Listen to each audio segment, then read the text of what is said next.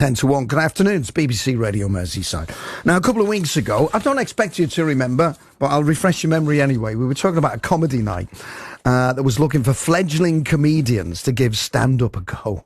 Really braver than I am. It's a charity night for Wirral Mencap, and they've got together with the Comedy Trust, and the evening isn't too far away. So we thought we'd see how one of the newbie comedians was getting on. Now, Ben Duggan is the head of programmes at Wirral Mencap, and he put his hand up and went, yeah, go on, I'll give it a go then. I spoke to him before we came on air, just about how he's feeling about it all, and if it was one of those ideas, and we've all had them, it seemed like a good idea at the time. It did seem a great idea at the time. This idea was probably over a year in the making because we had to postpone an event and things like that. So, yeah, it was a great idea. And then as soon as I got into the writing process and we met up and all started talking together and ideas were banded around the room, it set in that it was actually a pretty big challenge straight away.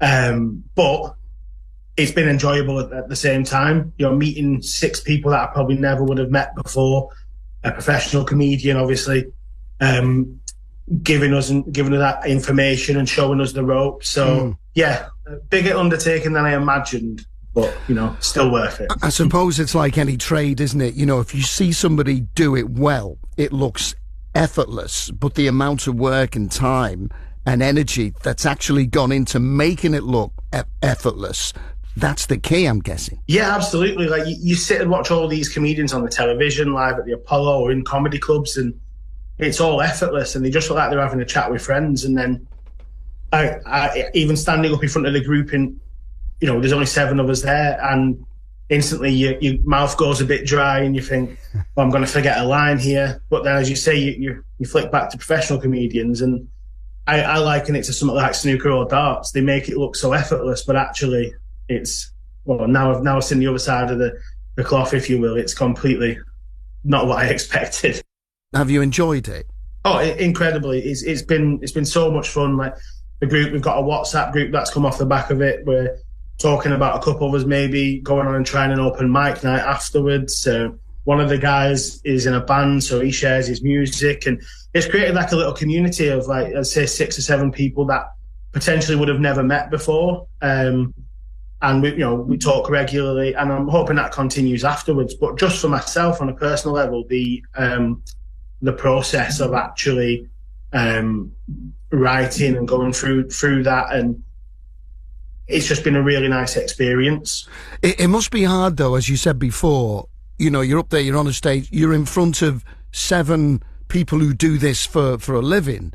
You know, and they're sat back in the chair with their arms folded saying, well, go on then, make me laugh. I mean, that's real pressure. No, exactly. It really is pressure. And it's, I liken it to just everyday judgment, though. You know, like not just myself stood up on stage doing that, but, you know, the line of work I work in, part of it is about inclusivity, breaking down barriers, and trying to just, promote things, not just like in this moment. The main thing I'm doing it for is to raise awareness. It's not a personal goal or a self-motivation. It's just for us to make the comedy night as big as possible. And with me working for the organisation, the local charity, you know, it was a chance to raise some funds for us. And, we are completely independent of National Mencap.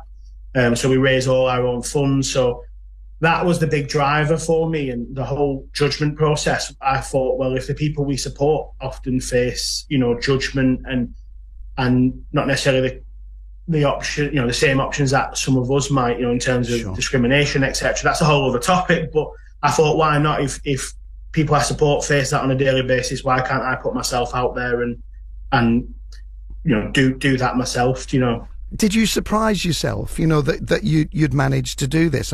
I'm sure you've been very proud of yourself as well, because it's not an easy thing to do this. You know, when the big night happens in 2 weeks and I come off stage, I have no doubt that I'm going to be full of adrenaline, really happy with myself. Yeah. And then also be self-critical and analytical, you know, with imposter syndrome and things like that, just as the normal thing that you would naturally do. Yeah. You know, it's the natural creative process, as they would call it. But again, you know, likening it to, obviously, you know, people that I support and things like that, it is all about pushing ourselves. I'm the head of programs and personal development at Mencap, so my job is to basically develop people and create opportunities such as social nights and like the Gateway program, which I run. It's about pushing people out of their comfort zone, but in a structured manner. And I felt like Jack, the comedian who's run it, has done that exceptionally well for us. He's pushed us all, guided us, put his arm around the shoulder when needed, told us straight when needed, you know. So I think that's what it's about. It's about just the collective side of pushing yourself further, isn't it? Yeah, I think you're absolutely right. You mentioned before about, you know, the worry and, you know, about forgetting a line or whatever. The audience don't have your script. They don't have the script. You've got the script in your head. They don't know whether you've missed the line or you're going down a different road or whatever. But I guess that's how you develop, and the adrenaline would carry you through, because if you're on that stage, you're not just going to go, sorry, I can't do this, and walk off. You'll get through it. I suppose for me, it's the perfectionist side in me that would kick in, and I would come off stage and be analytical about, I didn't leave quite a long enough gap there for the punchline and things like that. But I suppose that's human nature. Like you said, that's what the comedian Jack keeps telling us. Jack Miller, he keeps saying, whatever you do, they don't, like what you just said, they don't know your script. If you miss something, just carry on. Yep. Because as soon as you stop, he said, or if you stop, try and make it into something like funny, you know? So like, you might stop and like, completely forgot a bit there, I'm going to start again, like dress it rather than just freeze and just your words don't come out anymore. So the big night is it the 28th? Is that when it's going to be? Yeah, so it's Thursday the 28th at Tranmere Rovers, but the Prentonian Suite at 7 p.m. That's when the doors are. And they've still got tickets. They're selling well, so I would obviously advise people to either go to tickettailor.com, search Royal Mencat. Again, check our social media. It's across all there, as you can imagine, with it being less than 2 weeks to the big night. Just one final question before I let you go. Are you funny?